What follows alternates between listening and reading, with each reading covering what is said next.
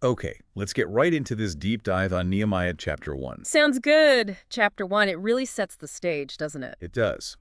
We start off seeing Nehemiah. He's the son of Hekeliah, Yep. And he's not in Jerusalem, he's actually in the citadel of Susa. Susa.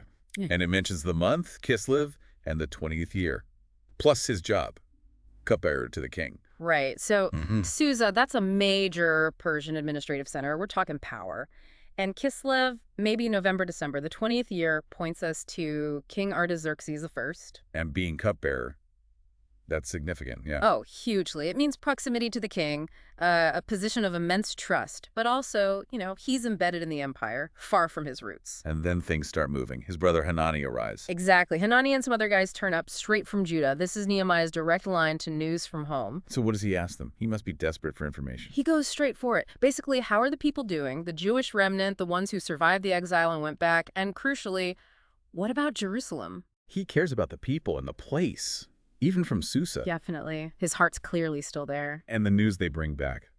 It's not good, is it? No. It's pretty brutal, actually. They tell him the remnant back in the province are in great trouble and disgrace. That's already bad. Trouble and disgrace, that sounds heavy. It is. And then they get specific about the city itself. Jerusalem's wall, broken down. Broken down? Wow. Vulnerable. Totally vulnerable. And the gates, burned with fire. It paints a picture of just utter ruin and insecurity. So how does Nehemiah take this devastating report? His reaction is immediate and really powerful. The text says he hears it, sits down, and just weeps. Weeps, okay. Yeah, and mourns and fasts for several days, it says, and Yeah. then critically, he starts praying. So it's not just sadness, it's grief, action fasting, prayer.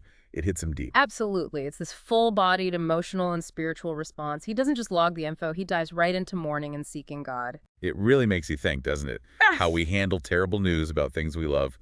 He turns straight to prayer.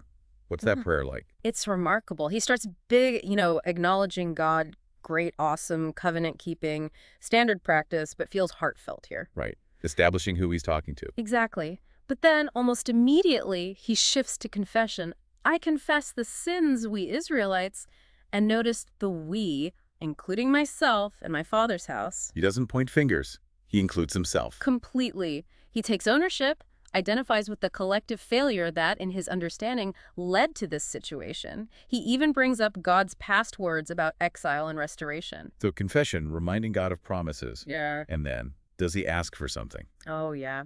After laying that groundwork, he gets very specific. It's near the end of that first prayer. He asks God to give your servant success today by granting him favor in the presence of this man. This man. He's the king, right? Almost certainly King Artaxerxes, his boss. It's fascinating. He's praying for divine success, God's help, but he directly links it to getting favor from a specific human being in power. So he sees both sides.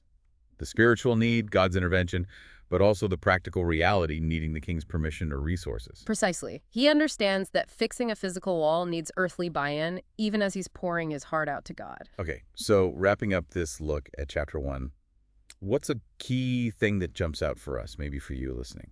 Well, I think it's that blend. You see this intense spiritual activity, the weeping, fasting, praying, confessing, but it's not separate from planning practical action. It seems to fuel it. Yeah, the prayer isn't instead of action. It's like the foundation for the action, right? Mhm. He's seeking God's favor so that he can get the king's favor. Exactly. The spiritual preparation seems to empower him for the difficult, necessary step of approaching this man. Which leaves us with something to think about. What is Nehemiah's response here?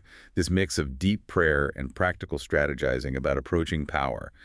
Tell us about tackling the huge challenges we face, maybe in our own lives or our communities. Yeah, how does that inner work, that preparation before God, connect with the often daunting task of actually asking for help or permission from people who hold the keys, so to speak? Something to mull over.